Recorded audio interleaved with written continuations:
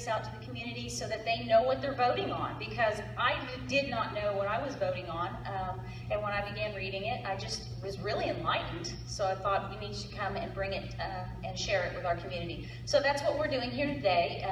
I've invited a couple of speakers to be here to present this for us, and Richard Salter Jr., he is in charge of the DEA for Oklahoma. He has 27 years of experience working with the DEA and 5 years of experience as a municipal police officer in Texas.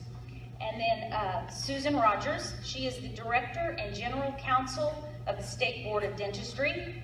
She's the former General Counsel for the Oklahoma Bureau of Narcotics, and she's also a part-time municipal judge. And I really appreciate them coming and taking their personal time to be here to educate us on State Question 788. Thank you all for being here.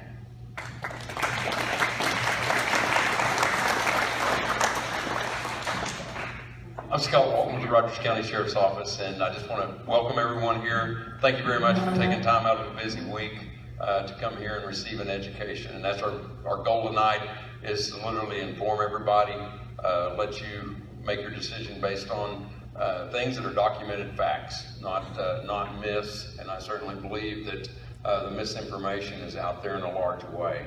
So please listen closely to the presenters. And again, I thank them from covering the state of Oklahoma and spending a lot of time, in addition to their regular duties, to do just what we're talking about, educate people and inform them so you can make a logic decision. We're all adults, and I think we're capable of making that, but I believe there's a huge responsibility to law enforcement to protect communities and provide the best for the people. And I think if we look very close to our neighbors up the road in Colorado, and we see lifestyle changes and community problems that have gotten much worse, I certainly see the lack of any benefits to this. I won't weigh my opinion in too much to that, but certainly listen close to our presenters and leave with a good decision. At the end, we'll be here available for questions. Thank you.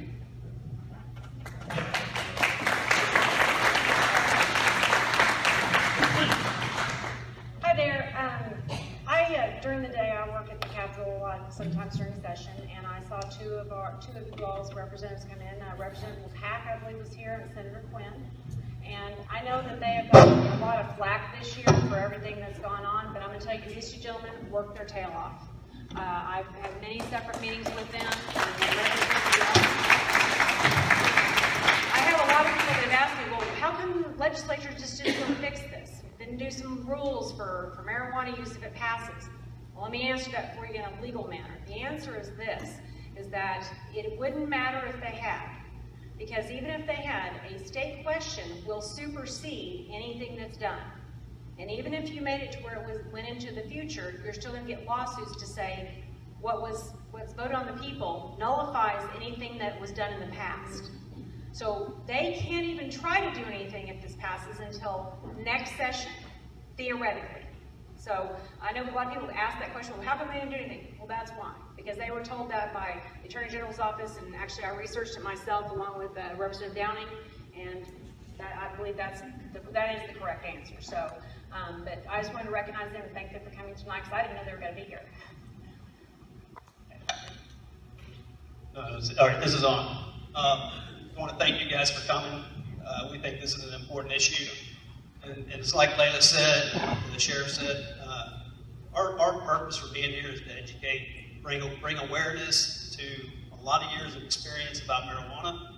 And then Susan's a lawyer and a judge, and so she's going to really go into the legal aspects of this ballot and what it really means. It's entitled a medicinal marijuana bill. Is this really hard for you guys to hear me back there?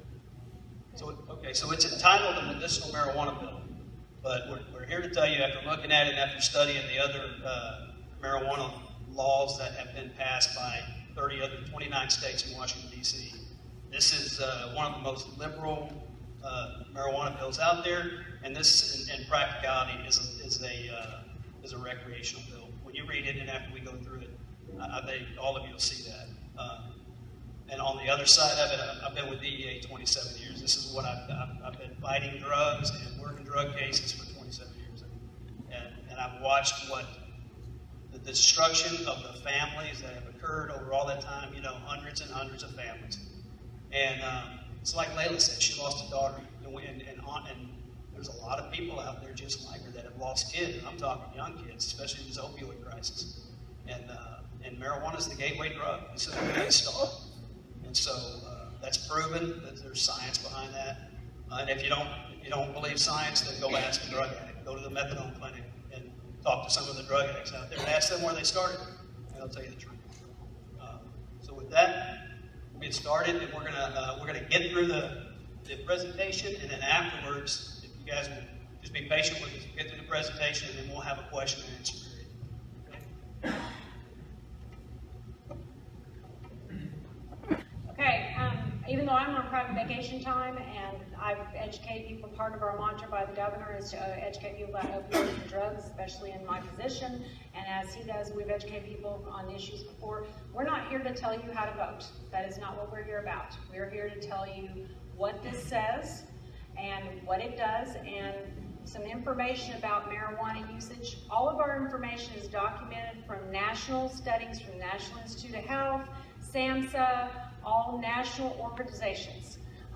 Some of the other information, when you see something on the internet, look to see where it came from and the study from it, because that really is pretty important. And there's a lot of money behind the people that are proposing this legalization around the country. A lot of money behind it. You have time to speak up. Can you hear me?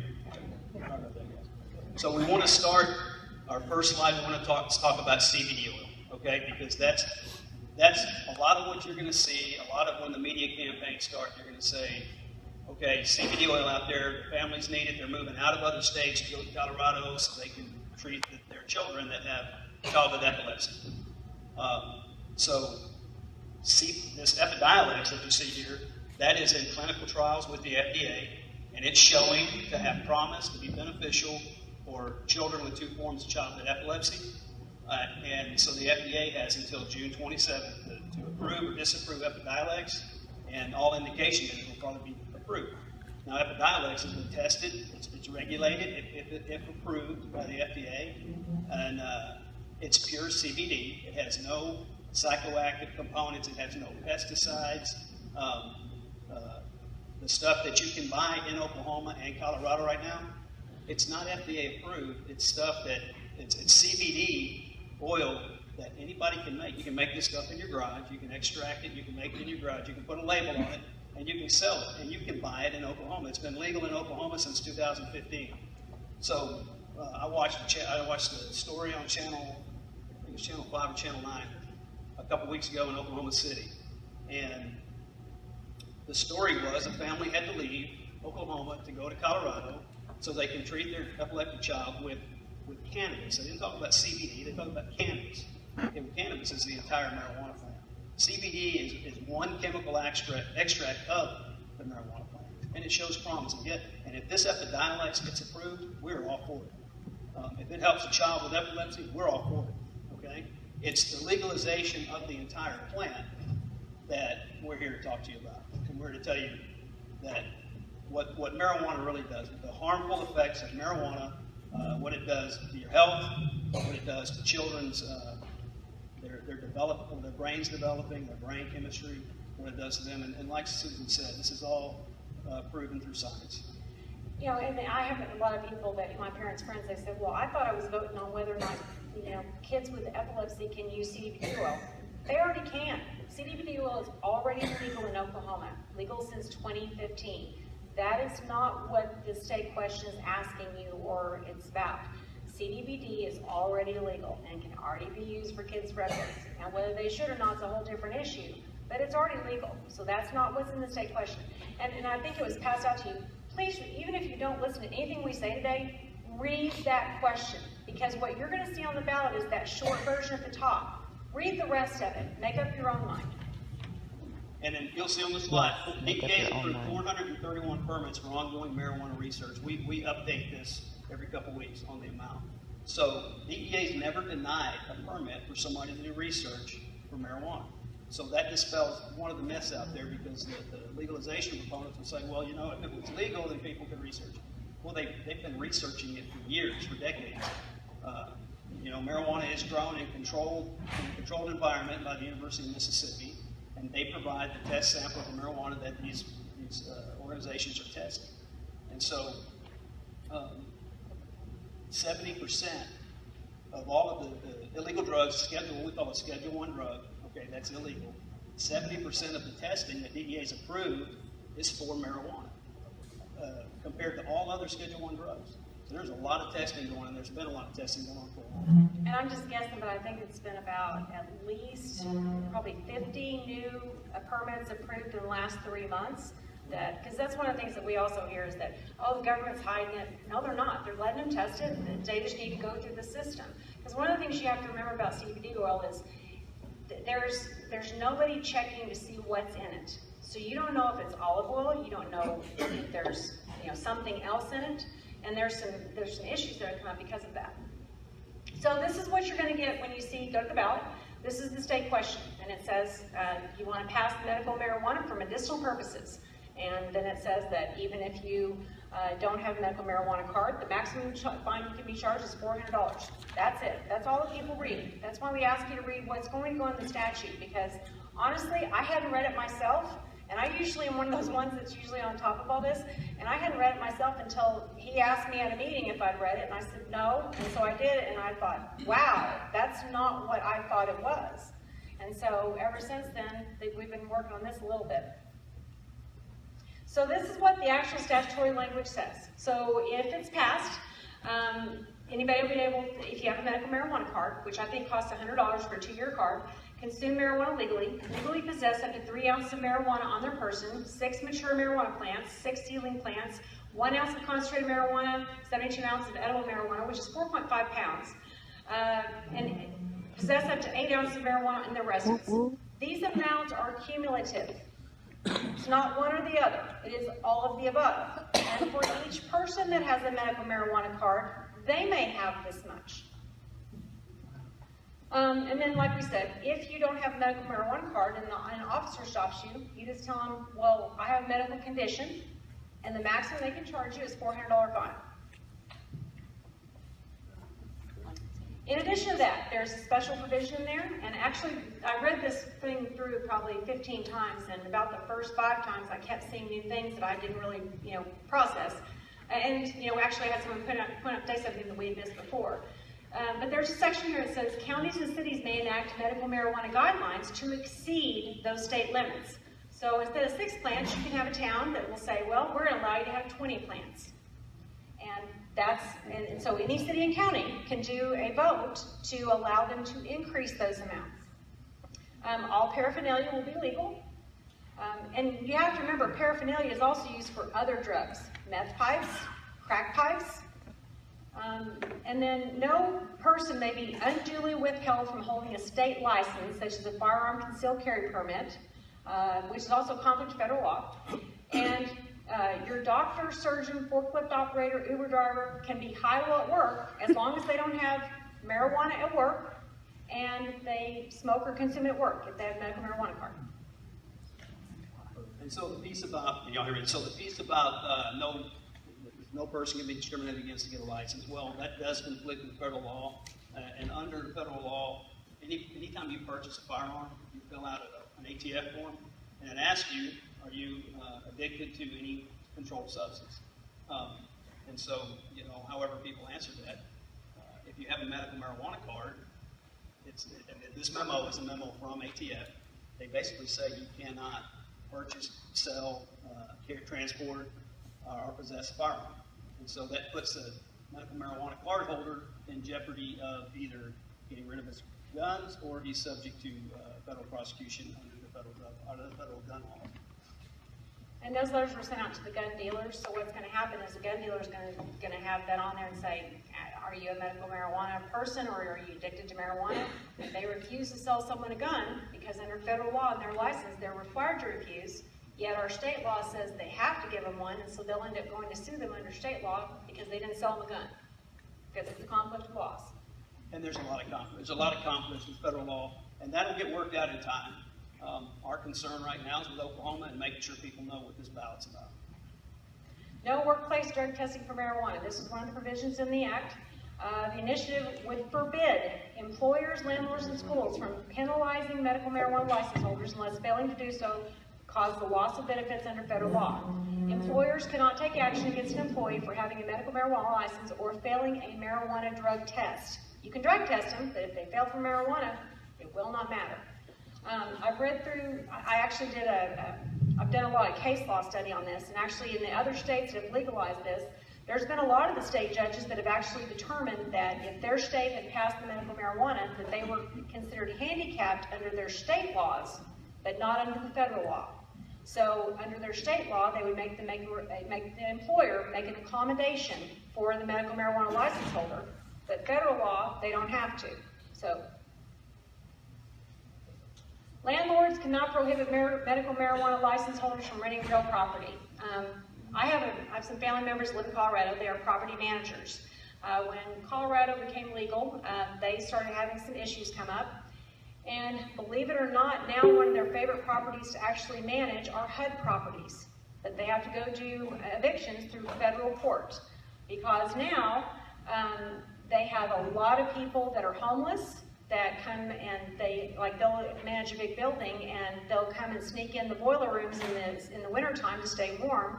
They'll go down there and they'll find needles and all kinds of things, not marijuana related, but they're the homeless people that are using all kinds of drugs. A lot more homeless people. They said that across the highway is county-only property, and they have a large homeless population with a tent city. They had a property that was $1 million house, and the people went to Europe for a year, so they rented it out for them. And 2 college kids moved in and started a grow house. Did $40,000 worth of damage within a 30-day period. And they can't be discriminated against. That's right. So you can, and one of the other presentations let me point out says, so you mean I'm a landlord owner and I can ban somebody from my properties because I don't want dogs, because I don't allow dogs, but I have to let them if they have marijuana. Yep, that's what this says. Use of marijuana cannot be used in divorce and child custody cases. I have a juvenile court docket.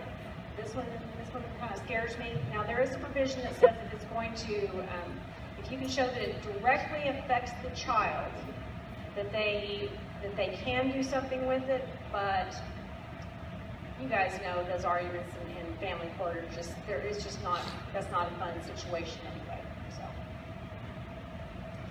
This is also one of mine.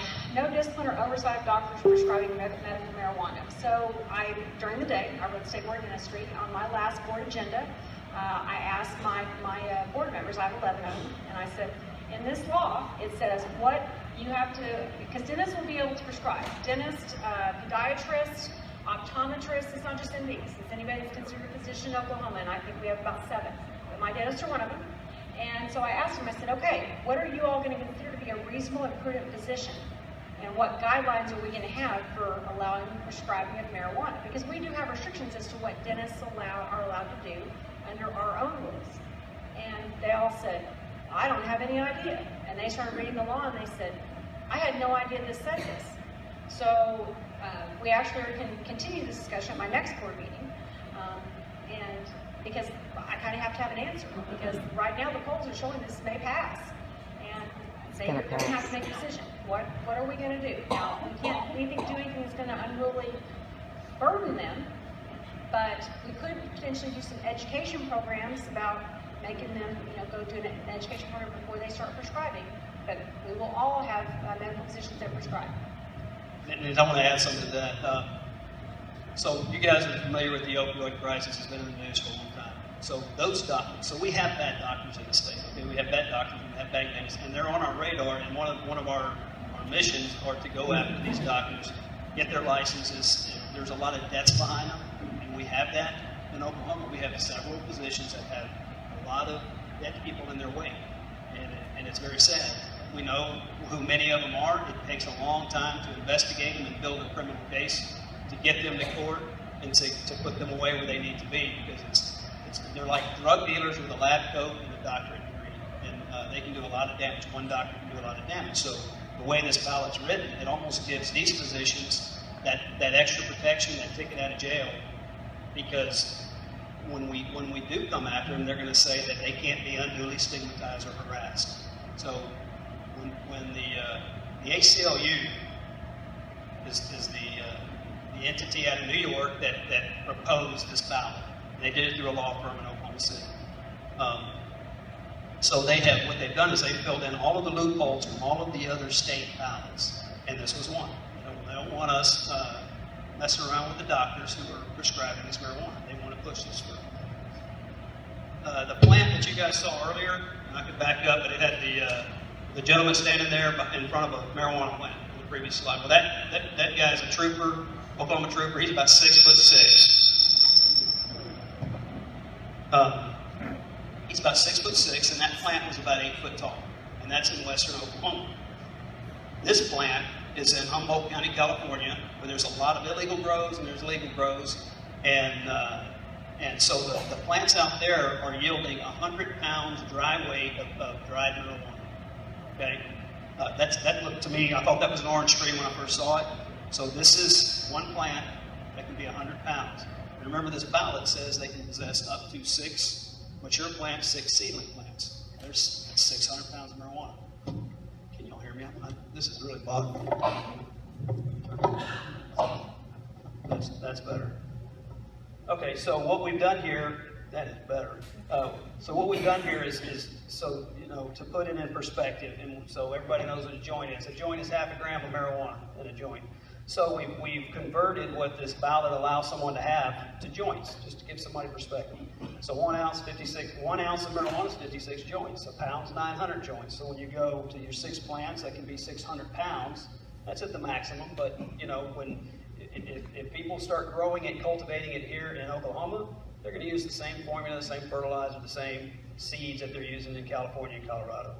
So they'll be growing much, much bigger plants. There's 540,000 joints, and then you got your next 600 pounds of seedlings. And this is the part that really worries me. It really worries me if this ballot gets approved, is this THC extract. If you guys don't know what that is, anybody can do it. You just take some marijuana flowers, the buds on top of a marijuana plant, you put them down into a PVC pipe, you put a coffee filter or a screen at the bottom of it, and you shoot butane through the top of it. And what comes out the bottom is pure THC. And I don't know, do I have any nurses in here? Anybody that works in the emergency room? Okay. So I've been to the emergency room and I've seen kids that have come in there that, if you go to the hospital, people say you can't overdose on marijuana. You absolutely can. If you go to the hospital, you overdose on marijuana. So there's a kid in there that went in there, his heart rate was over 200, which is, if you look up the symptoms of a marijuana overdose, that's what it is. His heart rate was over 200.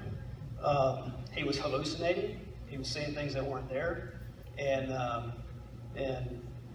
it was like an LSD. It was like an LSD hallucination, and it took the nurses in that emergency room 4 IVs of something that tries to lower your heart rate. 4 IVs before they could get this kid's heart rate down.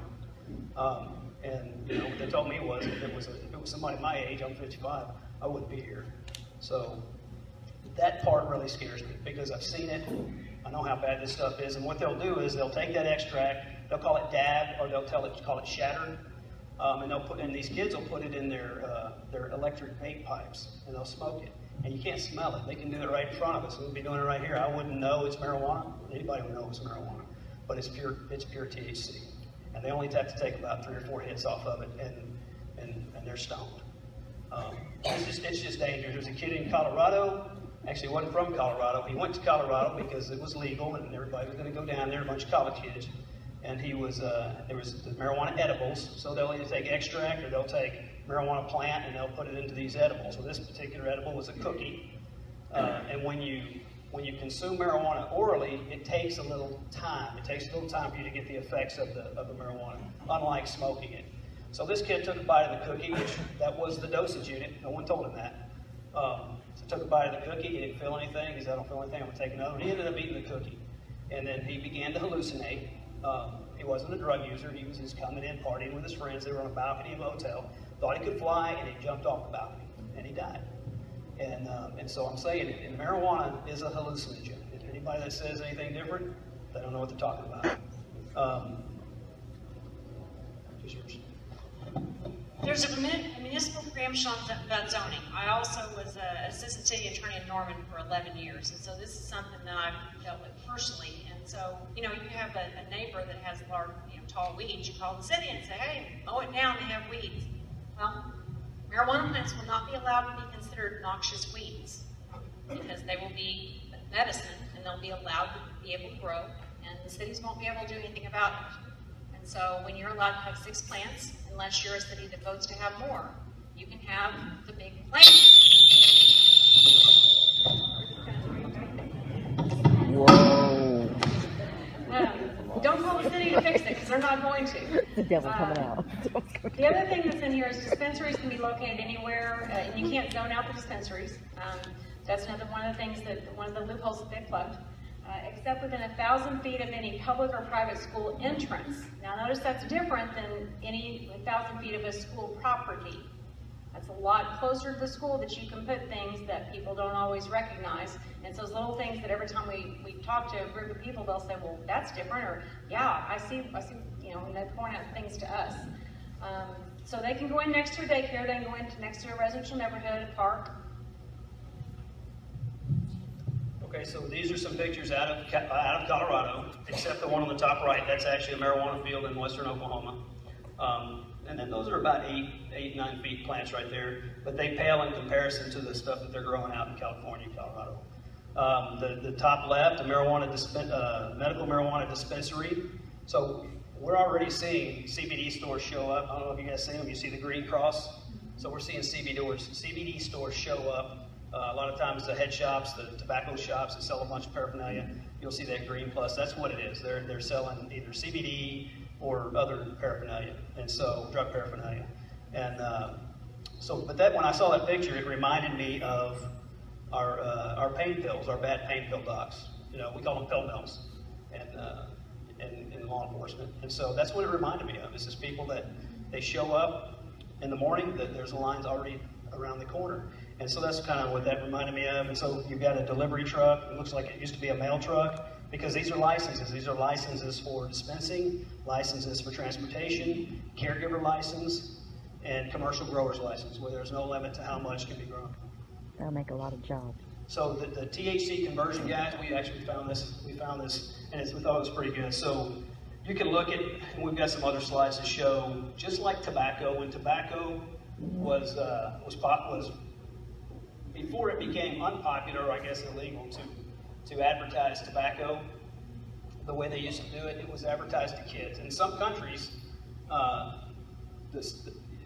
tobacco, cigarettes, if you're 13 or under, they give it to you for free. Of course, not here, but they give it to you for free. So why do they do that? They're marketing to kids. They want someone addicted to it from a young age all the way through life. So here's some pictures of some edible marijuana products.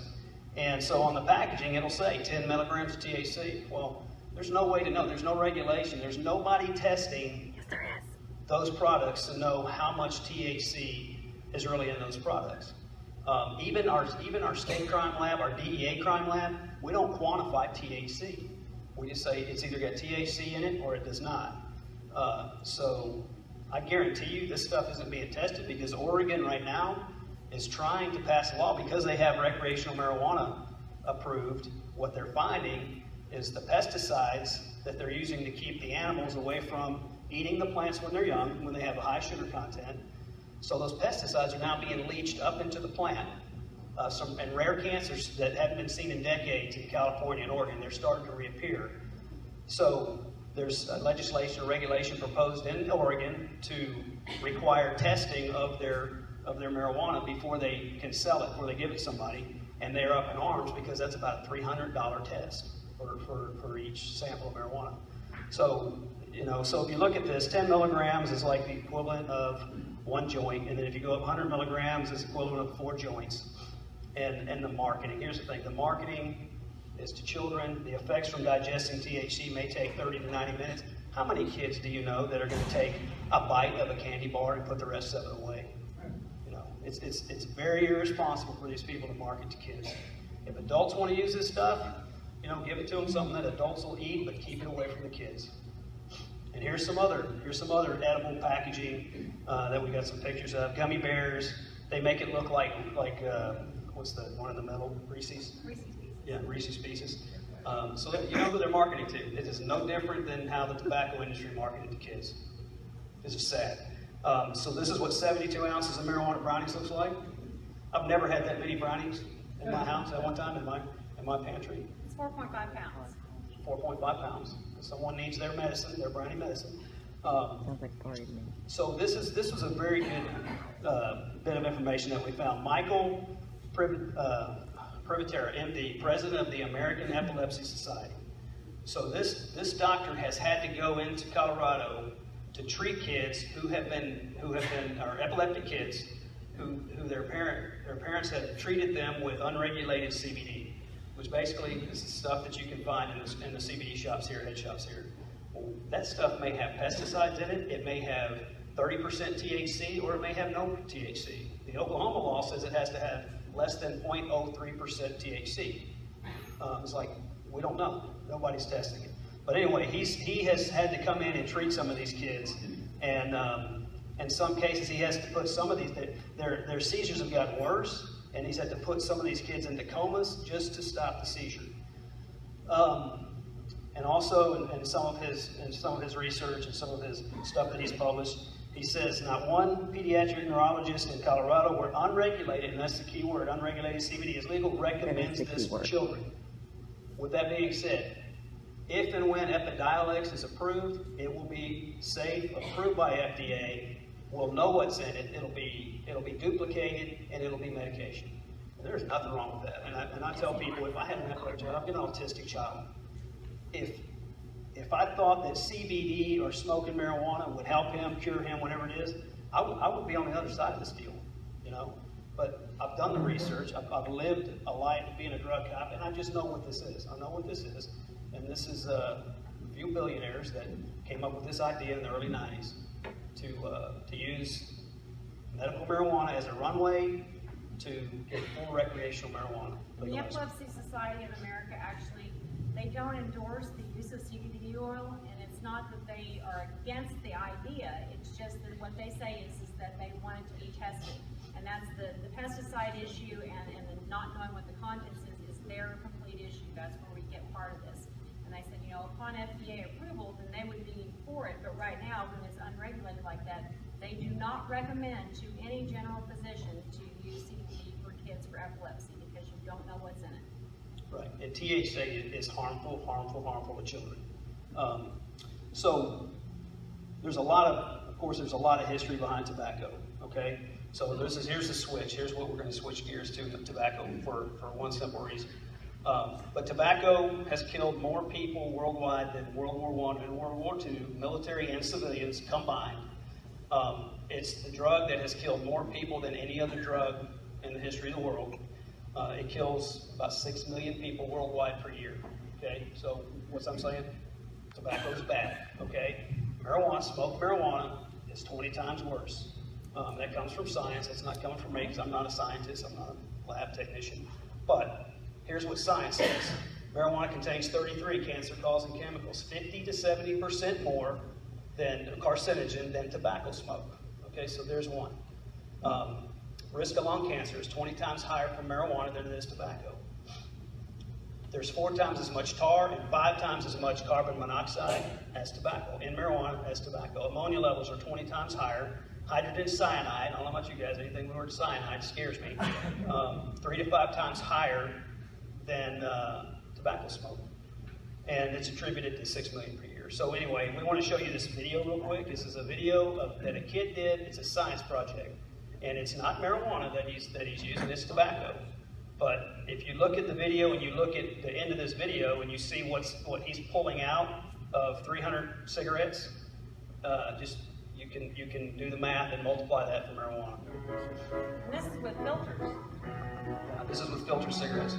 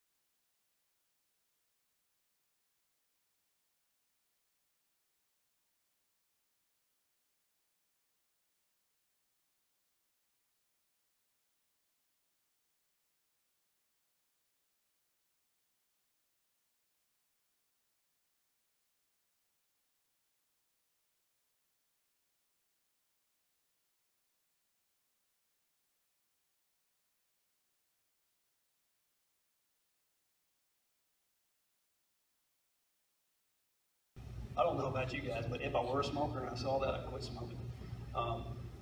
And they say part of the reason that the math is so much higher in marijuana smoke is because when you smoke a cigarette, you inhale, you exhale. When you smoke marijuana, you inhale, you hold it, you hold it, you hold it, and you exhale. So a lot more of those chemicals get into your lungs, into your system.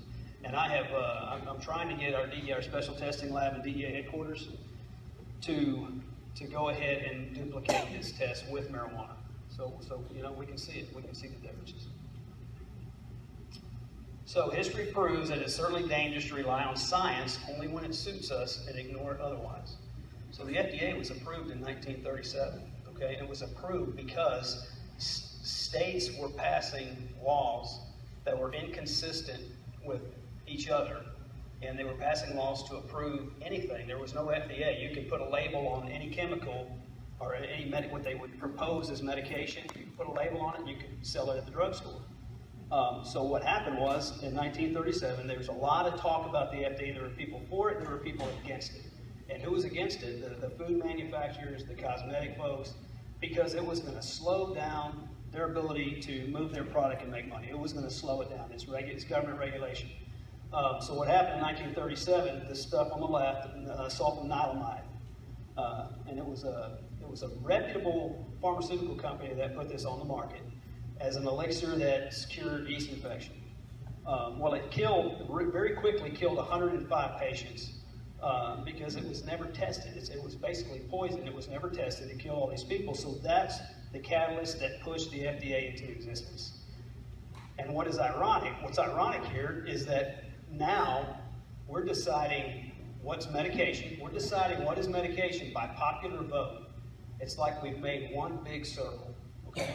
I don't know of any. Does anybody here know of any other drug that's ever been approved? Medicine, legitimate medicines have been approved by popular vote? I have not. And one of the things the FDA does is they make people test and show that what they're putting on their label that says it does this or cures this, they have to show in testing that it actually does that. And they also make them show consistent efficacy, showing that it's the same amount in a product every time. And so, like them or hate them, they serve a purpose. Okay, so the next few slides are basically to show you that history repeats itself. History is repeating itself again. So in the 1900s, 1980s, smoking was glamorous. So when you see some of these ads, I grew up in the 70s. I remember the marketing that the big tobacco used to push their product, and so it was glamorous.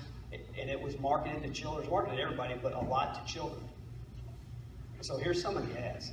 How many people had candy cigarettes growing up? Yeah. So marketing to kids.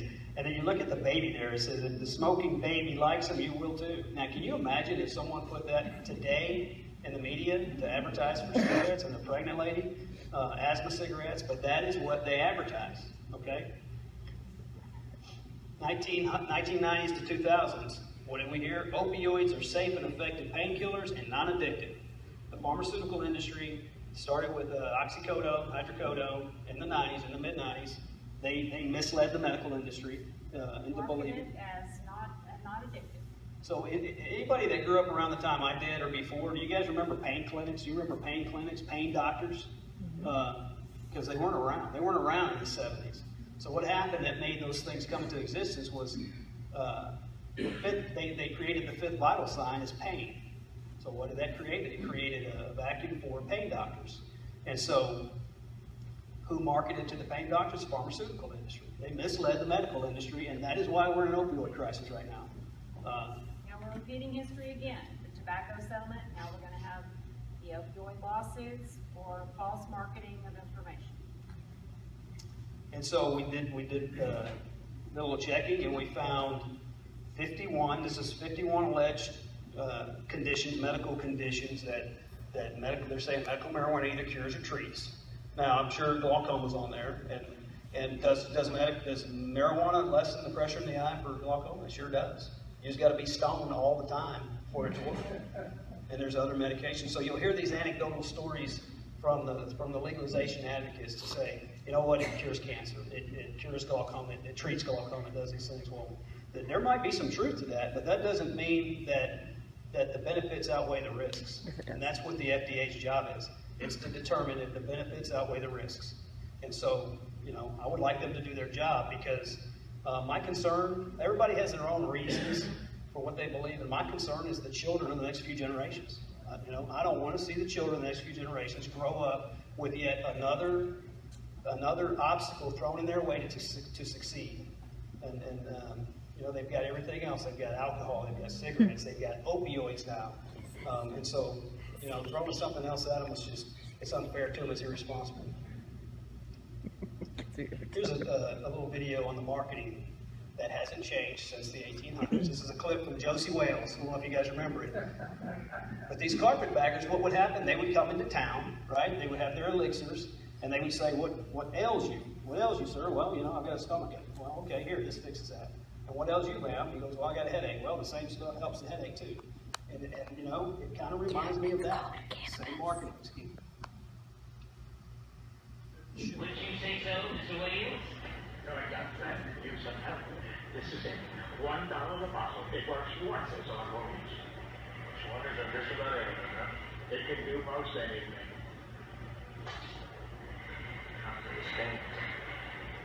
So that's how those carpetbaggers were regarded. And so they'd come into town and they would sell their product, and guess what they had to do then? They had to get out of town because it made somebody sick, if it killed them, you know, the town was coming after them. Gateway drug, I mentioned it earlier, you know, science has established it.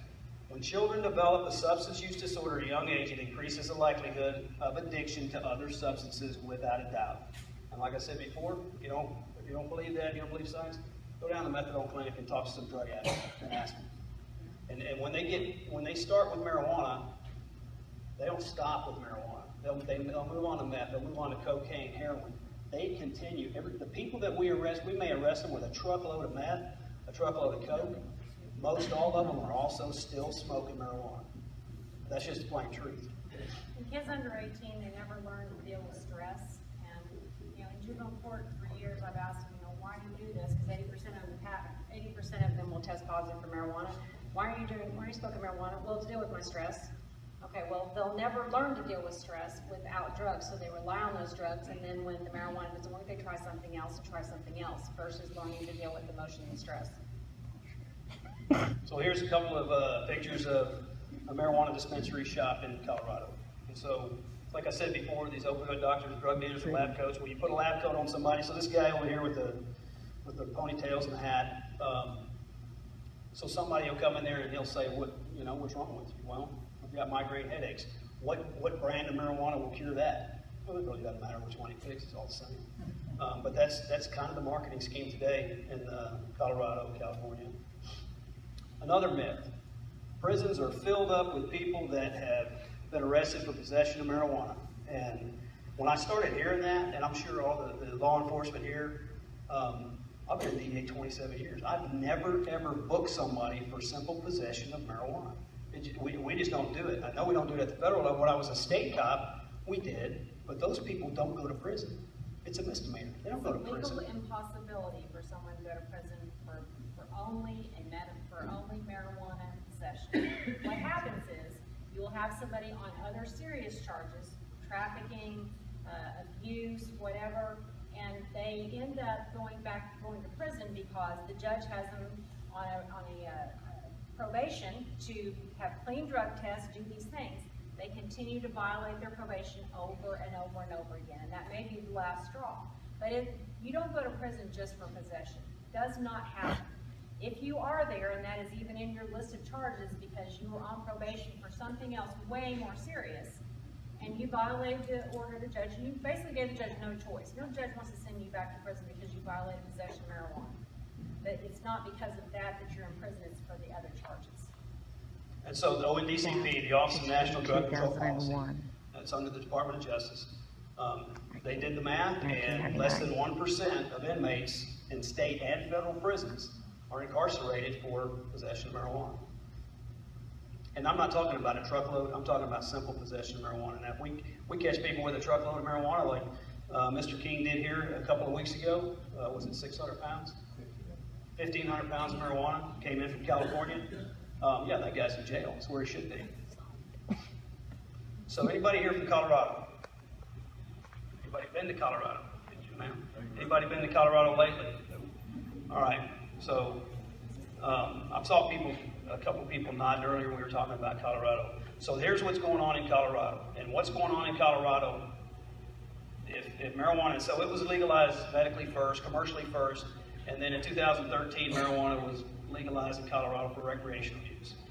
So there's been a change, and we'll show you some of the stats that go along with that. But here's some of the stats. There's a lot, but we pulled out the ones that we thought were important. So their adolescent marijuana use has increased 20%, and it's 74% higher than the national average. They were the highest in the country. I think in the last year or two, they've dropped a little bit, so your marijuana proponents will say, wait a minute, kids in Colorado are not the highest. Well, they're still 74% higher than the national average. So legalization has resulted in an enormous social and economic costs, increased homelessness, panhandling, unemployment, and high school dropout rate.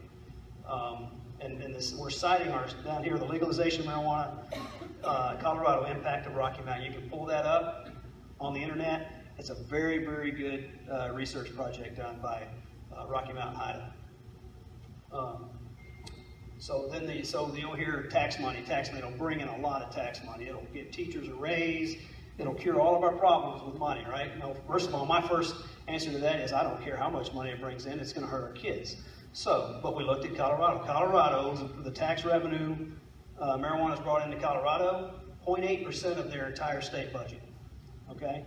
That's not factoring in the social cost of dealing with the homeless, the panhandlers, the cleanup, that you'll see in a minute. We had a bunch of troopers at a conference for troopers there last week, and I asked some of the troopers to bring me some pictures, and they did. So I'll show you the pictures they took. They were also told there that they would raise a total of $8 million for the schools in Colorado.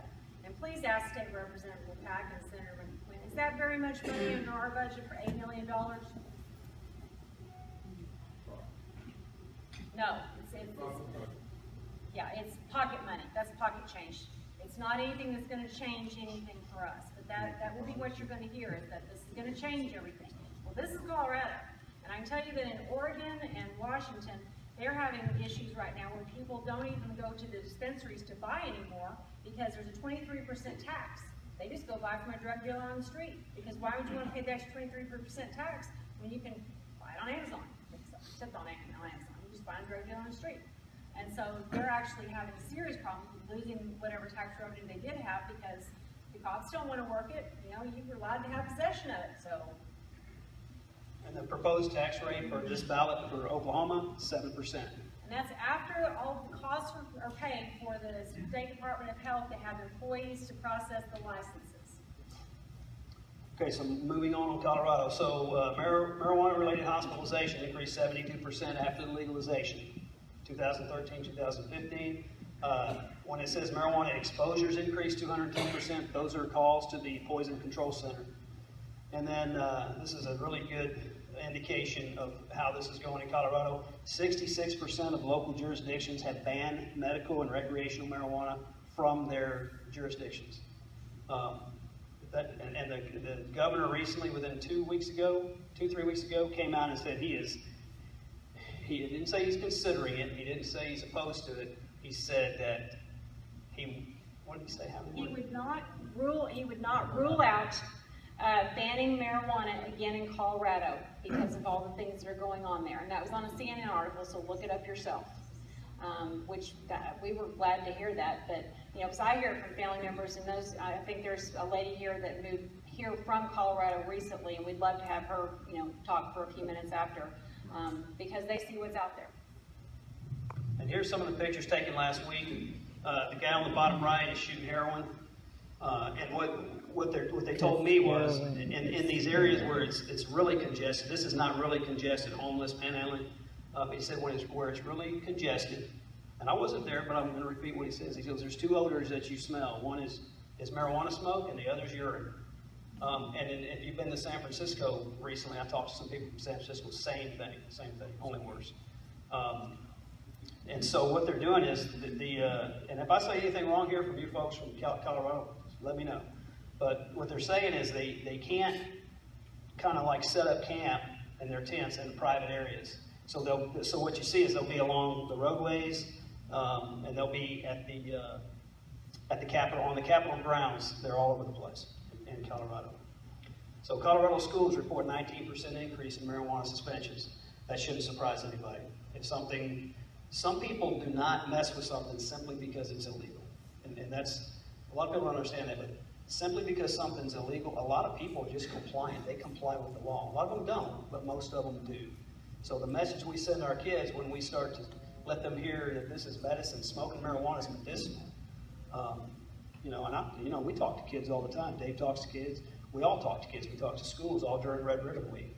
And in the last few years, most of the kids will write you a letter back and they said, thank you for letting know we didn't know marijuana was a drug. We didn't know marijuana was dangerous, which means our messaging is not getting out. And I've been educating the public and kids on drugs my entire career. I've been doing it my entire career, and so has Dave. Any law enforcement that's here, that's what we do. Also, remember in that early part of the law, when you read it, it has the preemption for landlords and employers. There's a third preemption for schools. So drug testing for school kids, for athletics or whatever, will be out the door for marijuana. So here's a graph on traffic deaths related to marijuana, the increase in Colorado from the National Highway Traffic Safety Administration. If you look at the green arrow, well, that's 2013 when marijuana was legalized recreationally, and then you look at the spike in traffic-related deaths. Those are deaths, not accidents. A medical myth, okay, so the medical myth piece of this thing. Marijuana use at Colorado hospitals, or visits related to marijuana use at Colorado hospitals quadruple. 2005, 149 teens, we're talking about children. 2015, 639 teens.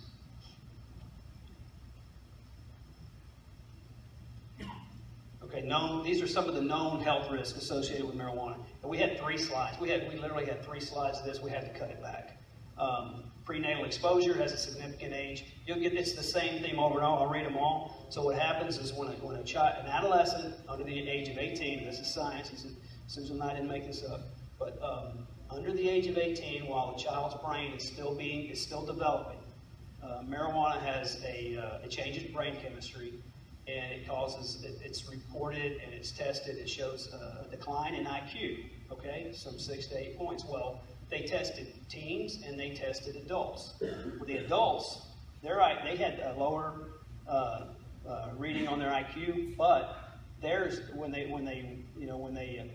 stayed away from marijuana, their IQ tested back up. The kids didn't; it stayed down. So these affect on cognitive abilities, memory, ability to learn. Similar to fetal alcohol syndrome is what we've been told. Right, and so you see that thing over and over and over. And then with schizophrenia, a lot of times people say, you know what, I'm schizophrenic, and I need this marijuana to treat my schizophrenia. Well, it's actually the opposite. When if you're predisposed for schizophrenia, whether it's genetically or whatever it might be, marijuana it speeds up the onset of that schizophrenia. That's National Science Academy. You can read those, and SAMHSA. So we talked about marijuana exposure. So these are calls to the Poison Control Center. You can see legalization in 2013, and then the spike. And I can tell you what that is. That is kids that got high on high THC marijuana. They came down and told their parents or whatever, their friends, whatever it is, you know what? My heart's beating fast and I'm seeing things. And so they're calling the Poison Control Center. So here's a video. It's a news clip from, I think it's Denver. News followers learned on Twitter that the New York Times editorial board is urging the national legalization of pot. The board citing the failed prohibition of alcohol and social costs. The Times editorial board has repeatedly argued for legalizing medicinal marijuana. 1 in 5 homeless men in Denver Salvation Army shelter telling us they're here for the marijuana. For homeless teens, that number is even higher. No pun intended. 7 News reporter Jacqueline Allen pointing out the influx of homeless coming to Denver is because of pot, and it is straining services for those who desperately need them.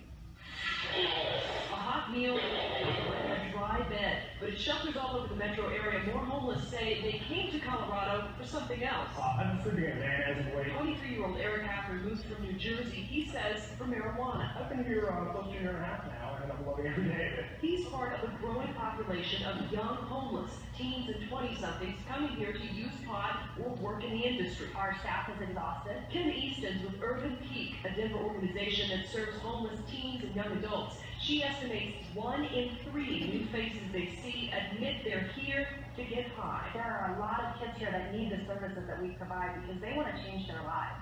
And so we don't want the image to be that the kids are here just for pot. However, the ones that are here for that purpose take a toll on the services that we're able to provide. At the Salvation Army Crossroads Shelter, We're holding up a 50 men in here. these beds are for all the extra men they're seeing, in part because of pot. It's not increased it dramatically, but it has increased it for sure. Informal surveys taken here show as many as 1 in 5 men say that's why they came, many planning to cash in on marijuana jobs. If you have a felony, you can't work in the marijuana industry in the state of Colorado. So folks who get here find out they can't get a job in the industry, they can't find a job doing anything else, so they end up homeless, they end up on the street. The homeless pot influx is such a problem. 7 News received this internal Salvation Army email reminding volunteers across the state not to send homeless to Denver unless they have verified employment. Well, the problem is, in Denver, all the help is being taken up, and there's not a lot of other places. Shelters and nonprofits are working together to try to meet the new need, but in the meantime, hope to raise awareness about what's causing it. Urban Peak is the difference between life and death for most young people who come here and a way out of this life versus a downward spiral. In Denver, Jacqueline Allen, 7 News. When you get home, Google Durango homeless. That's all you need to do. Because Durango is a pretty touristy city, and there was an article probably about 4 months ago, and they are having severe problems with homeless people. So what's happened is the homeless people have moved in there. The businesses are fed up because it's kids like this that will come move there. They live in tents. They go commit petty larcenies to get their money. They go to the dispensaries, buy marijuana, and then they hang out and they beg, and they're homeless. And the city is fed up. They don't know what to do. They've changed out their police chief, I believe, 3 times in the last couple of years. They enacted a panhandling ordinance. They got sued by the ACLU because they say it's a right to beg. And I believe they are in the process now of trying to, in Colorado, they're allowed to opt out. They can vote to opt out of marijuana. There is no such provision in this current bill as it is.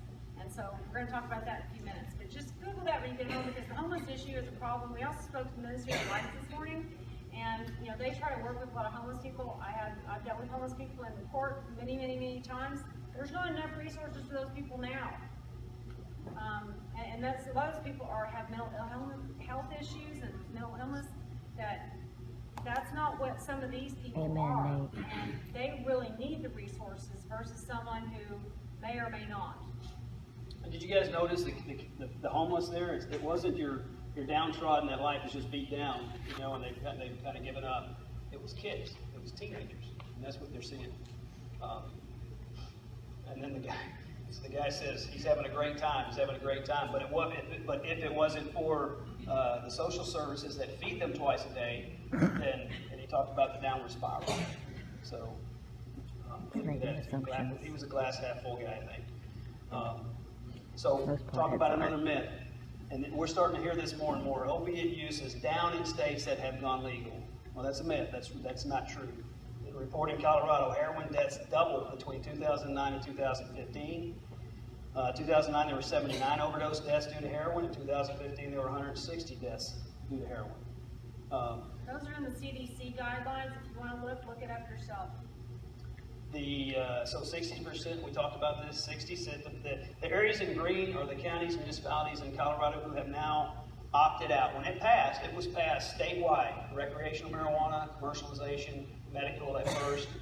So over time, so since 2013, all of the counties in green have decided that's not good, that's not right, that's not what they want in their communities. And like Susan said, they wrote that out of this ballot. We don't have that option. The ballot in Oklahoma does not have that option.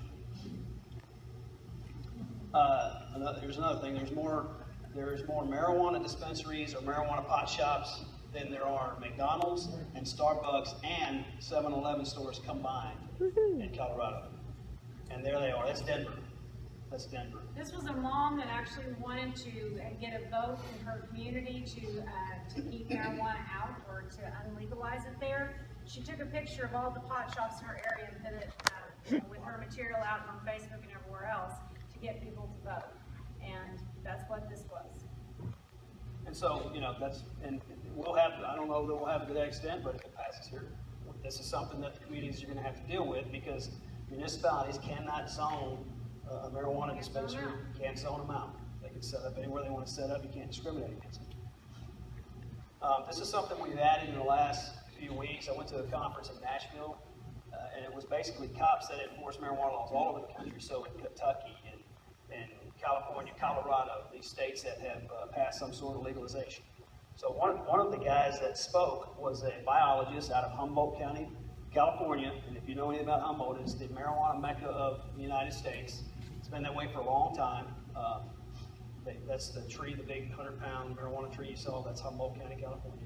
Well, this guy's a biologist. So what they were finding when they were going into the forest, into the woods, just south of the because Humboldt's just south, I think, of the redwood forest. So there's these little animals called fishers. They're like the new canary that they used to have in the mines, right?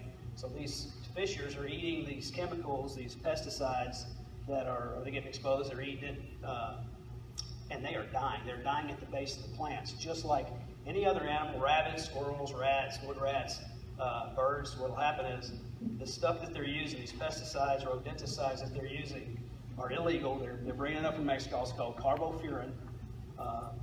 It's very, very toxic, and it's so powerful that the animals that are dying after they're nibbling on these plants, because the young plants are high in sugar, so the animals that nibble on those plants, they're dropping dead at the base of the plant.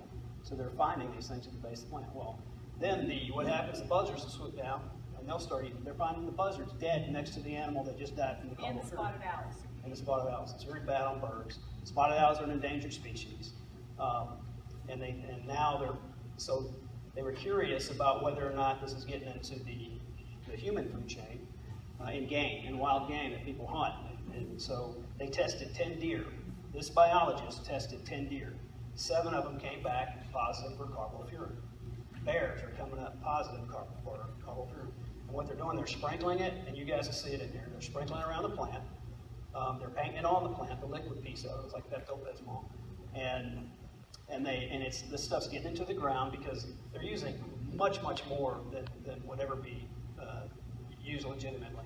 And so this stuff is now leaching up into the marijuana. That's why Oregon wants to test the marijuana that's being grown and sold for pesticides. And Washington. In Washington State.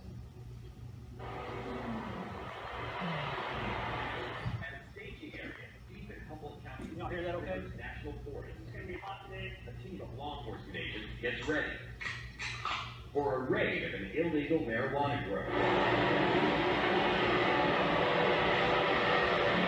2 by 2, they chop her in, Tarzan style, as we follow by ground.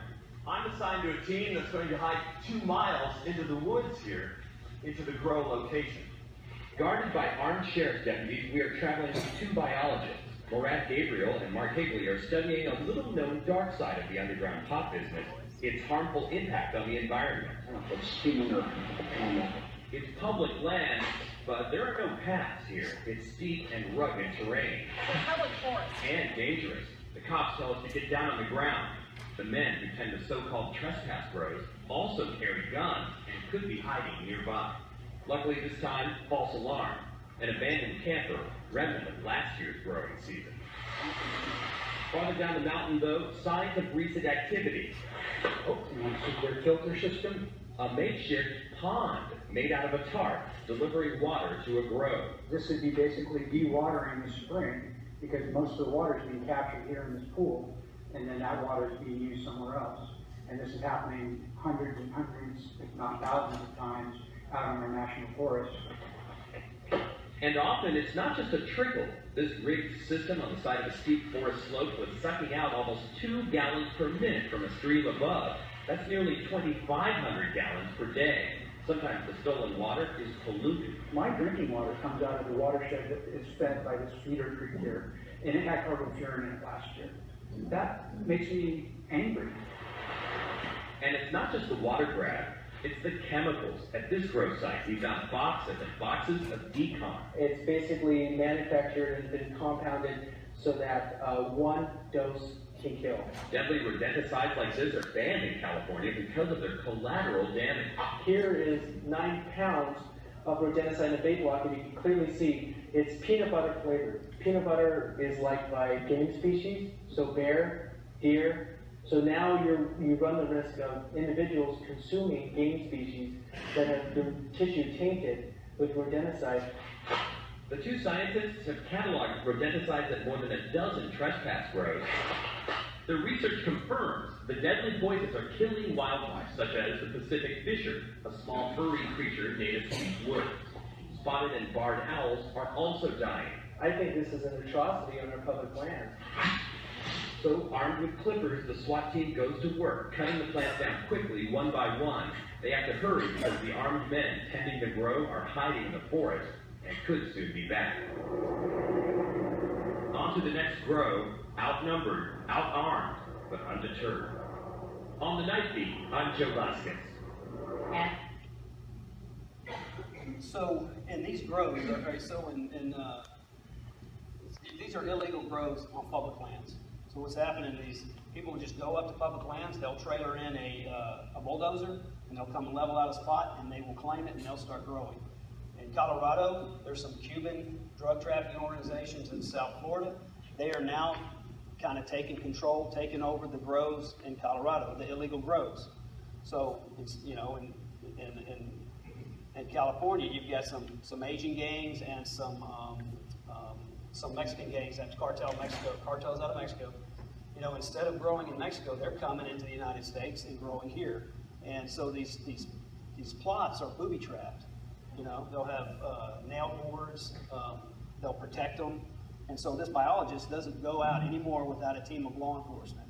It was actually a law enforcement guy. He didn't know what was killing those fishes. You saw that little animal that was wobbling around? They had to put that one down because that's not how those animals work. Those animals kill porcupines, and they're fast enough to jump back and forth every time the porcupine turns around.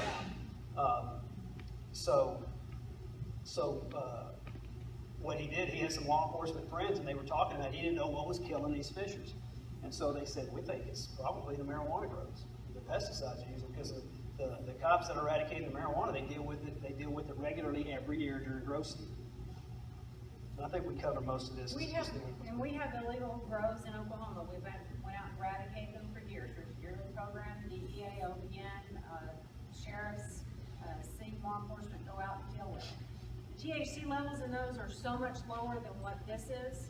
And, you know, since it's illegal here, the state law enforcement will go deal with it. There's no one dealing with this. You've got the cartels out there in a legal area, even though it's private land or public land. Nobody really wants to mess with them very much. Although the environmental groups are now actually taking a lot of action, and they are starting to run them out. But there's dangerous stuff out there. And that's a good point. Now in California, because it's legal to grow, they're actually prosecuting these guys on environmental violations. So there's still something left that they can go after these cartels or these independent growers with. And so here's some photographs of some grow sites. And these are toxic sites. I mean, we've dealt with meth labs for the last 20 years. We've dealt with meth lab cleanups. And we just about took care of that by putting precursor chemicals behind the counter, limiting the amount that people can buy of the precursor chemicals.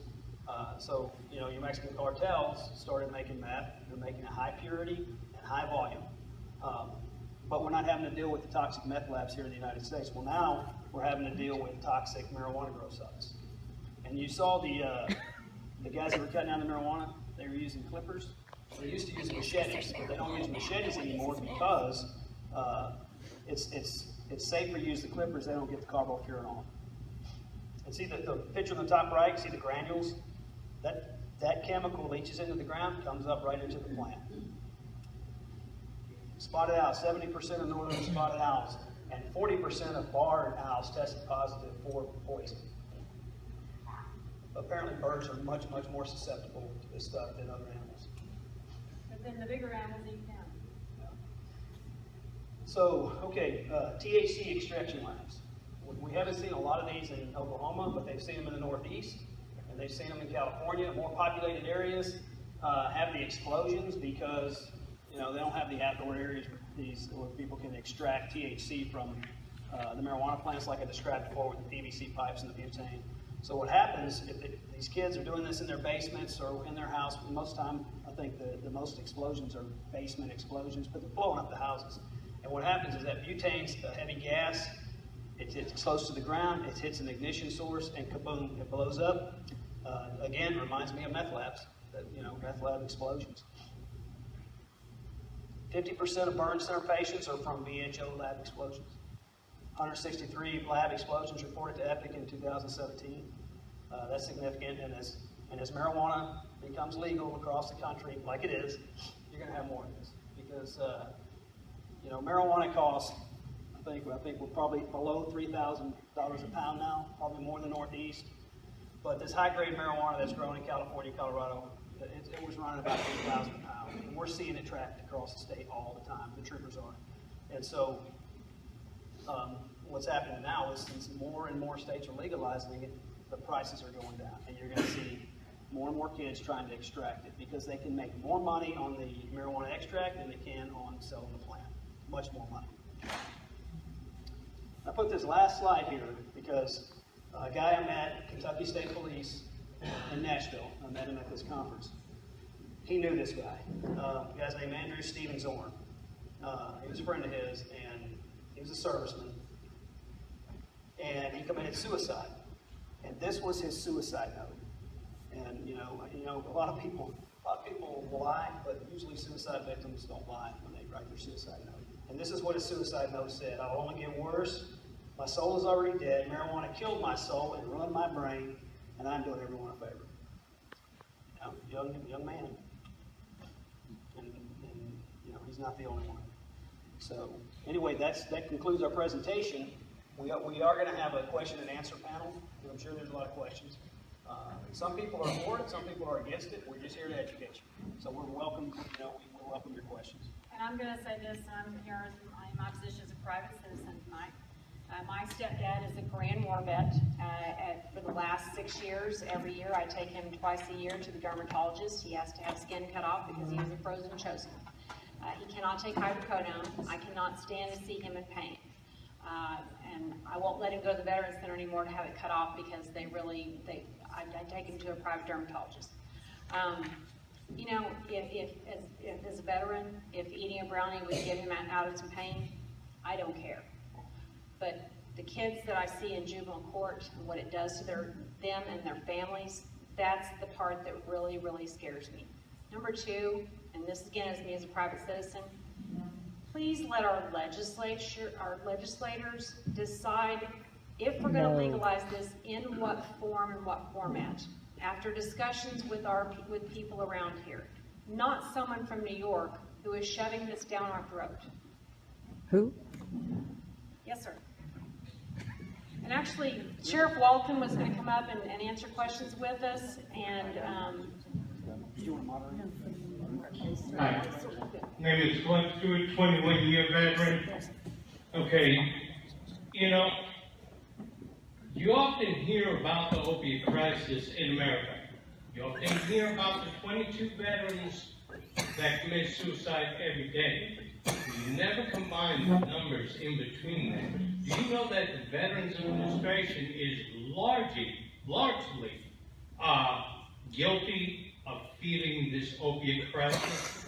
Do you know how badly the Veterans Administration pushes opiates on veterans? How many times have they tried to put me on things like Oxycontin, morphine, for my pain? I'm a 100% disabled veteran.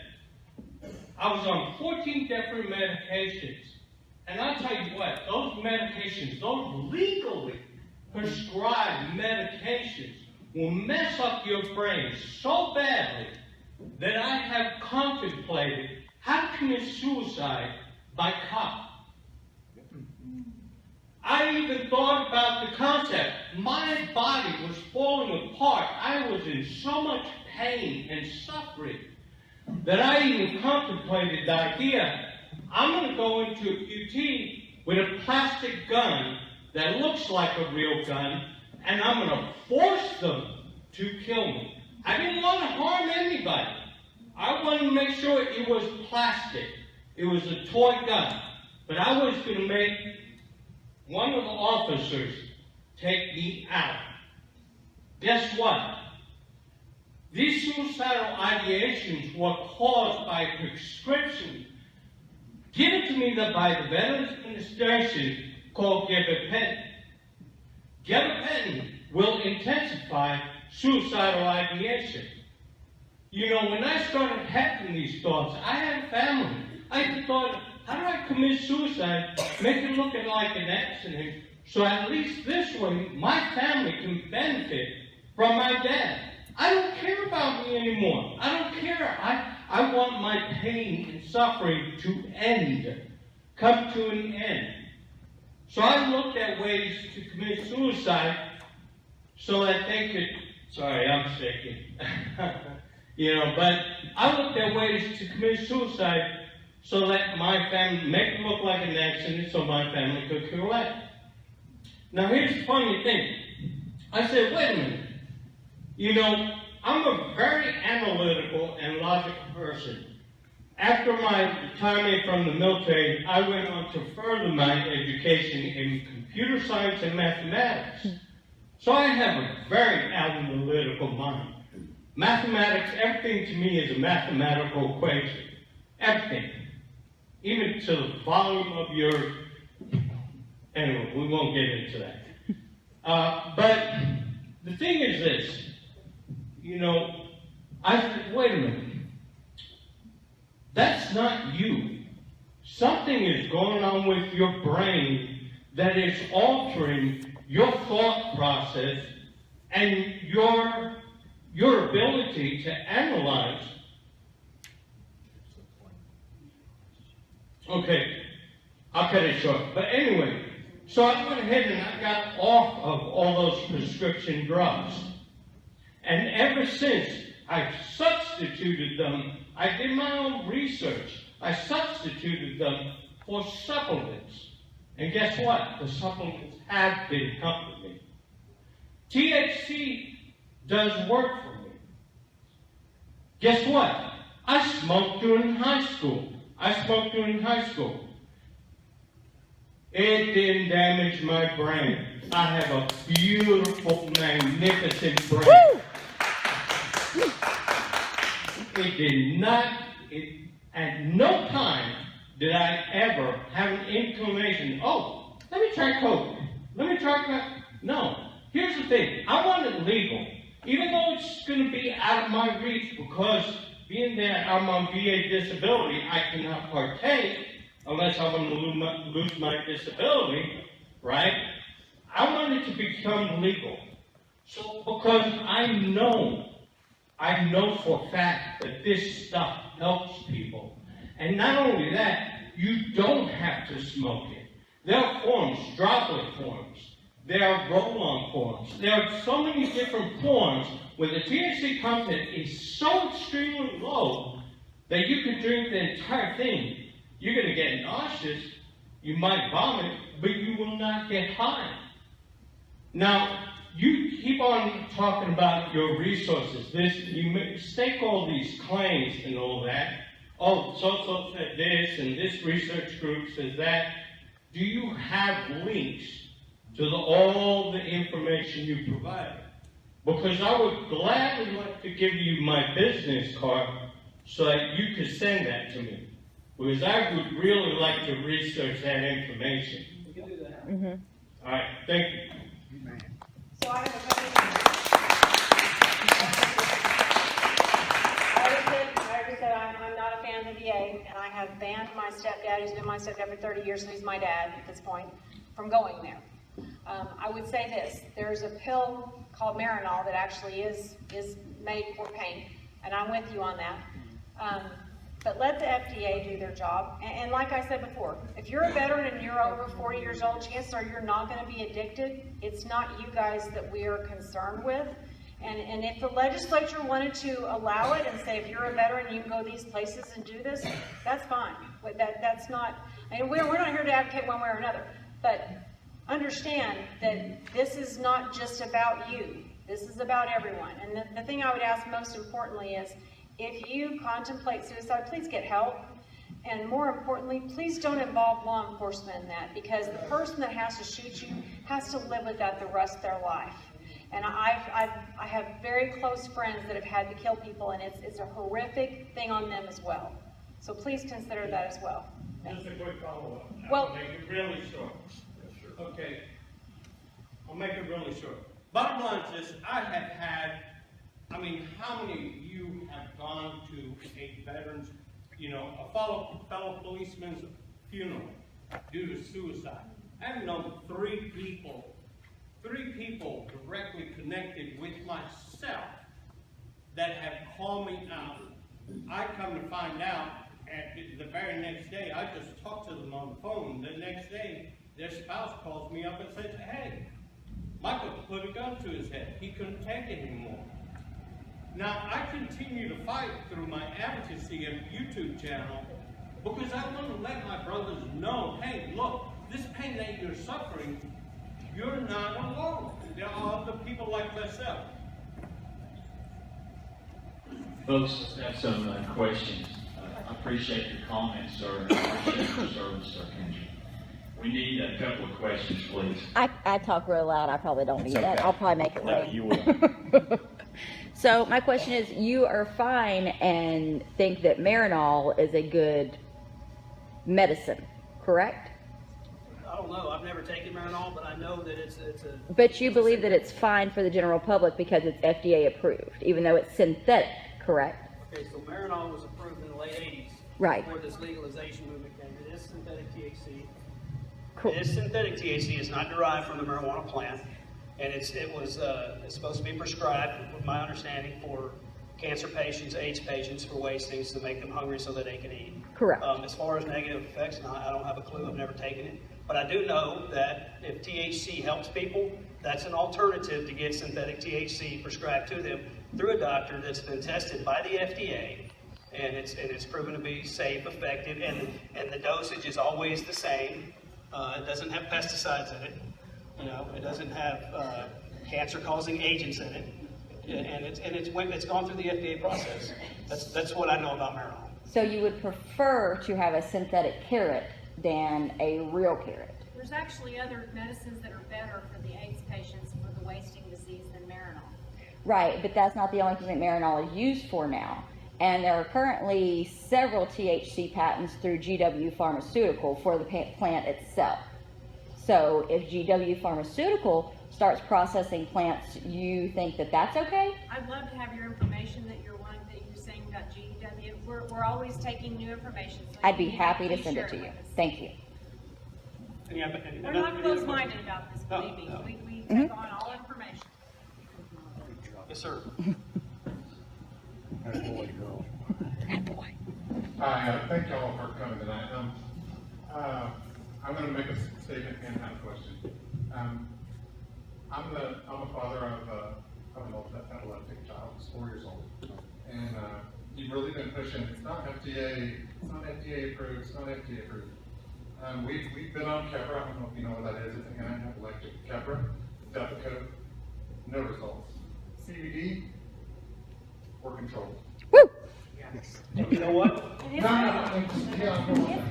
But it's not FDA approved. It's legal, but I want to tell you something. I'm not really for So it's fine if it's legal, but not. But I will vote for this bill to keep pushing the medical, because parents like me, we're terrified that the CBD is going to go away. Okay, that's the world I live in, because for my son, it doesn't matter. And I know you've really been pushing the FDA. If you're in this room and you take vitamins, are you aware that they're not FDA approved? Correct. Don't assume that we're pushing anything. Well, We're giving information. You are, though. You're really pushing it. I'm sorry, but you are. The FDA maybe in 3 months. That's about it. You're pushing forward. But you also just brought up the FDA, did you not? Both of you did. From my perspective, of a parent of an epileptic child, Well, You know what, I feel you. It's legal in this. But it's not legal regulated in by this the state. FDA either. It's not FDA And so- approved. And it costs thousands. Exactly. Amen. It hasn't been approved. Thousands of money. Hey. Just like that epileptic medicine that's coming out. How much will that cost people? Okay, again, CBD is legal in I'm a Oklahoma. nurse, and when you sit here and say that you see someone coming in an ER overdosing on marijuana, they were probably smoking that synthetic stuff. Yes. Not that. Okay, yes, synthetic marijuana is bad for you. We have gone after that in this state. Years, I've never seen anyone. Ma'am, I'd like to respond to are you done? Because I'd like to respond. Go, Ellen. Do you have another question? If you have another question, I'll respond to this lady's question. This is not a pep rally, okay? We're just here to try to answer questions. Pep rally. Thank you. In response to this gentleman, because I understand, like I said before, I have an autistic child. I know what you're saying. People do not want to wait, and they should wait, and that is why the state, the governor, passed the use of CBD in Oklahoma. Now, we would much rather see that regulated, okay? And that's what's happening through the process through FDA. So I'll mention FDA because if your child is taking this stuff and you're buying it off the shelf, and I assume you found something that works for your child. Our actual neurologist licensed in the state of Oklahoma. Right. We came up with CBD. We wanted to try it. We went to him, 100% for it. And that's, you know what? That's great. Other families may not have, they may not have the knowledge you have on what CBD to give their child. So they can go pick up a bottle of CBD that maybe has some high THC content. No, they can't. How old is your child? 4. 4. So if you take a child 4 years old and rub some CBD oil in their arms, legs, put it on their mouth, whatever it is, and it's got high THC content in it, your child's going to the hospital. So this Epidiolex is, if it's approved, and you know, it is showing benefits. So we're not disputing that. We're not disputing that CBD is showing positive results in epileptic children. That's not what we're saying. It's also not part of this vote. That's why we took it, it's not part of this, it's already legal. So I understand your passion, okay? We get that, and that's not, what we describe that this law entails is not CBD. We're talking about legalizing marijuana that's going to affect the next few generations of our kids. Plain and simple. It affects some of your personal rights. Anybody else? Yes, ma'am, in the back? Yes.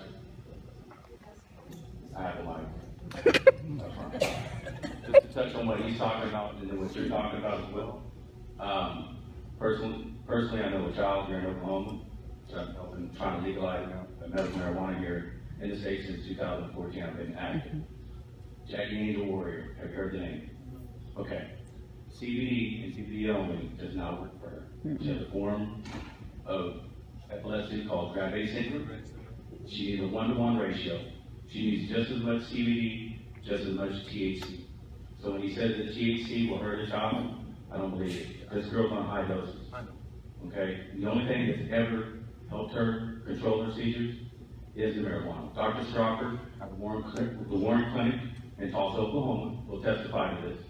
Okay? They were given 3 options for this little child. I'm a little nervous.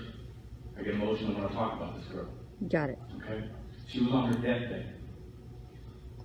Take a small chunk of her brain out of her head, or put her in an induced coma for 3 to 4 months to help her brain from swelling, or go home and die, because they had tried 25 plus medications. One medication, I don't remember the name of it, because I don't know those drugs, but took her eyesight away. Since being on the high THC and CBD oil, okay, she has her cognitive skills back, she has her eyesight back, she's at the point where she's starting to want to talk, want to tell her mother that she loves her, okay? I like to believe that had this girl had the option of marijuana from the get-go, where would she be? But instead we gave her a concoction of poison that stunted her growth, stunted her in so many different ways, and had she been on marijuana from the get-go, there's no telling where she would be at currently. But we wanted to play God by giving her something that's synthetic. Marijuana comes from the earth. Okay, toxins are pushed out of the body, whether it's nicotine, methamphetamine, cocaine, caffeine, you name it, drugs, toxins are pushed, excreted, whether it's through the teeth, the sweat glands, your pores, no matter what, it's excreted. Marijuana, the THC in the marijuana in particular, sits around in your body up to 30 to 45 days. It's the reason why it stores in the fatty cells. Yes. Okay, we as humans, when we would go around and eat, we knew that food wasn't always readily available. So there's times that we would go long periods without eating, whether it's 2 or 3 days. So we would, of course, you know that whenever you don't eat, your body's going to start feeding on itself. It's going to eat the fatty cells. Okay, there's a reason behind THC storing in your body. I mean, I'm not saying they're completely pushing nonsense today, but this has been an anti-marijuana campaign from the beginning. I wish somebody else would have been up here to talk on behalf of marijuana. Yes. And I'd like to personally apologize for what we have done. We've tried to eradicate this plant from the earth, and we're going to look back on this, and it's going to go down as the greatest blunder to mankind. We suffer a cannabinoid deficiency. Our bodies are deficient of this plant, and there are probably other plants that we don't know about, and I'm going to leave it at that. But I appreciate your story. Thank you. Yes. Woo!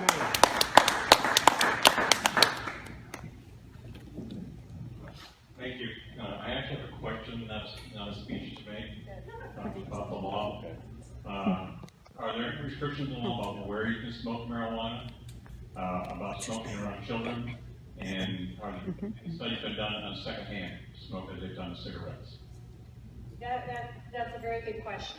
And with this legislation, there's a lot of preemptions and bans of what you can not allow.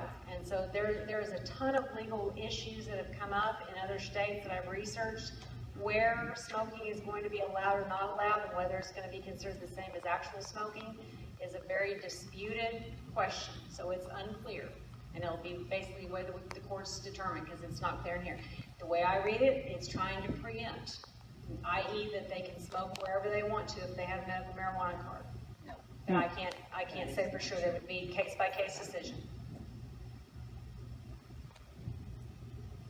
You have another question? I do. Are you aware that cannabis is currently being used as an exit drug for other addictions? And do you have an opinion or a statement on that, or any research to present? No, we don't have opinions on a lot of this. This is National Science Academy, SAMHSA. What do you have any information to present then? I'd be glad to take any information you'd like to give us. Okay. Anybody could YouTube Dr. Sanjay Gupta, CNN correspondent. GUPTA. Yes, he's done 4 weed specials since 2013 on CNN. He is the chief correspondent. Look into what he said. Are you dictating? About cannabis. He was wrong. He admits that he was wrong. This is the big change. In order for us to change, we have to admit that we were wrong. We were lied to. Not necessarily by these guys. Those were the comment they've asked for questions. Okay, I'm sorry. Thank you for. I apologize. Thank you for that. You're welcome. I thought this was also a discussion, not just questions, but. In one of the slides, there was a comment made by this gentleman that they discovered this pesticide in his drinking water. Carbofuran. And I have a lot of concerns that when they start growing these large groves of marijuana in Oklahoma, they're going to be doing it by our lakes, which is our drinking water. Yes. Do they have any studies on the long-term effects of that chemical in the drinking water? Actually, he can answer that part. I can tell you that that's a concern of ours as well. It's a banned toxin in America because it causes all kinds of rare cancers. And, you know, we don't know what's going to happen in Oklahoma. We can only look at the other states, what's going on in these other states. And in California, yes, they're starting to test the water now because they have seen some of these streams. What they're doing is they're damming off these streams, or you saw the black pipes. They're sucking the water out of these natural streams that go into the watershed. And so now they're diverting that water through these marijuana grows, and on these marijuana grows is a carbofuran and the other rodenticides, pesticides. So that water continues to run into the ground and to the watershed. And yes, it's a concern. It's a big environmental concern because of the wildlife that we have here. We don't want it to get in our food chain. We got a lot of hunters in Oklahoma. If I lived in Humboldt County, California, and comes from that biologist, he's an avid hunter.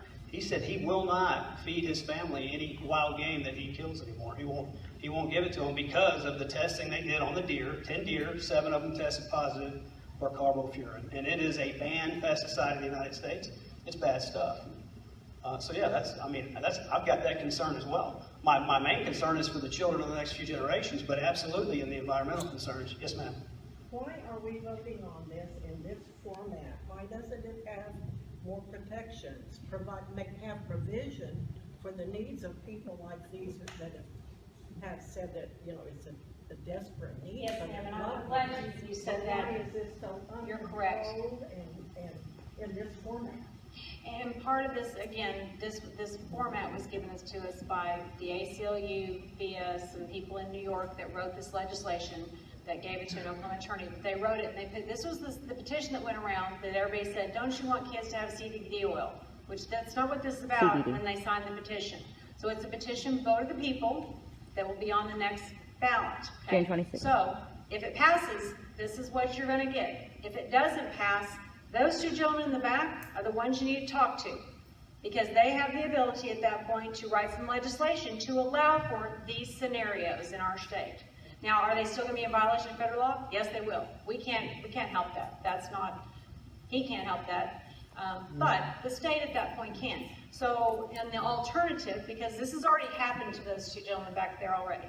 So everybody passed that state question 780 and 781, and so people are now going, well, I didn't realize that, if somebody commits grand larceny and they steal a $900 mower out of my front yard, that it's just a misdemeanor, because that wouldn't explain either. So legislators came back and tried to change some of those things, and they got beat up beat down, and said, you're trying to go against the vote of the people. And I predict that that's what will happen if this passes, that they try to change anything or allow people to have cities and counties be able to opt out. They're going to get beat up, who are going to say, oh, no, you're going against the vote of the people. Yes. I hope I'm wrong, No. but I'm usually right on these kinds of issues. And so if it passes, this is what it's going to say, and this is what is going to happen. If it doesn't pass, those two gentlemen in the back can work with the other legislators to come up with some alternatives to choose for our state. I hope that answers your question. If this law does not pass, medical CBD is going to be approved the very next day, correct? CBD is already legal here in Oklahoma. Even if this goes down, it's still legal here. Okay, so that's the medical part of marijuana? Yes. And the CBD that FDA is looking at in clinical trials right now, the FDA has to June 27th. The vote here for Oklahoma is June 26th, so the FDA has till June 27th to approve or deny this Epidiolex. The trend right now is that it's going to be approved. It's not synthetic. It's not synthetic, it's derived. It'll be the first derivative from the marijuana plant itself. Marinol, like we said before, is a synthetic THC. But yeah, FDA usually does it on the last day. It may come after the Oklahoma vote, it may come before the Oklahoma vote. But, aside from that, I like it because if it's approved, at least I know that the CBD that's going to be given to the kids and to this gentleman's child won't harm them. It won't have pesticides in it. It won't have a high THC content. It's something that he'll be able to give his child, and it's safe. If it doesn't pass, then the clinical trials will continue. Like I said, there's 431 researchers doing research on marijuana. 70% of the permits the DEA hands out is testing marijuana. And, marijuana's been around a long time, guys. CBD oil's been around since the 1800s. Don't you think that the giant pharmaceutical companies out there, that's some of the strongest lobbies in the world, would have found a way to make money on this? That's what they're trying to do. They make money on everything else.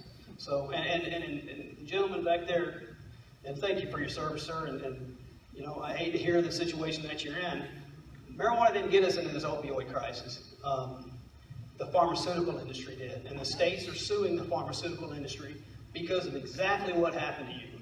And the VA, same thing. I've been involved in this thing for 3 or 4 years now. We're at the governor's office trying to rein in the VA because they didn't have any restrictions on how many opioids they could hand out to our servicemen.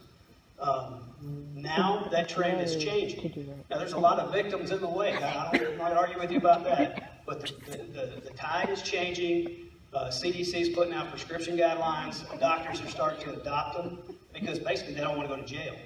A lot of people have died in the Northeast right now. Opioids. They're having to have refrigerated trucks outside some of these cities like Ohio, or the states Ohio, Michigan, West Virginia, just to handle the bodies that come in because the morgues overflow every day. So, you know, the pharmaceutical industry got us in this position, and there's other alternatives to oxycodone and hydrocodone or morphine. Those are strong. Those are strong opioids. Fentanyl. It's only been approved for end-stage cancer, yet doctors are prescribing it for migraine headaches. So, you know, the medical industry got us in this problem. The pharmaceutical industry misleading the medical industry, doctors overprescribing. That's how we got where we are in the opioids, and it's going to run its course. And then you factor in fentanyl into that equation, okay? And I know we're off topic, but you factor in fentanyl to the equation. 10,000 times more potent than morphine. It's much more economic for the cartels to purchase fentanyl from China, which they're doing, cut that, and their profit margin on that, so they can spend about $2,000 to $3,000 on a kilo of fentanyl, and then cut that, and their profit margin's $3 million. Versus a kilo of heroin that they have to grow the opium, they have to extract the opium, convert it to heroin. In a grow season, their investment on that's $3,000 to $5,000. They make $180,000. Fentanyl's not going away, and so fentanyl gets mixed with the heroin, and that is what's going on in this country. People are shooting heroin laced with fentanyl, and they're dying. They're dying with a needle in their arm, and it's tragic, and we're trying to deal with it. Yes, ma'am. I'd like to know that if this passes, are we also going to have a tax increase to pay our police officers so we can hire more because of the crime that's going to be coming to the state, like it did in Colorado, which is one of the reasons I left. Are you the person that left? We'd love for you to come up and talk. Oh, no, I don't want to do that. But the crime did increase significantly. Emergency room visits increased significantly. People stank. You didn't want to go downtown because the people were viciously attacking with pipes when you walk down the 16th Street Mall. The crime increased, so I'm hoping that if this passes, that we also increase the taxes on these people who want this in to hire more police officers and more labs. We're going to both answer this. The tax portion is not in here. The law actually says that the majority of it goes, in fact, all of it until the agency that is going to do the licensing and oversight is funded. I believe last year in the budget they were expecting that the money that would come in from revenue would not even cover that, and that came from the legislative appropriations chair. And so that is not even a consideration in any of the legislative proposals that's out there at all. I might add, Yes. once that tax rate goes into effect, to raise it will require 3/4 of the That's right. or a vote of people. So the financial part of this is an unknown. The agency can't fund the agency with the existing tax rate.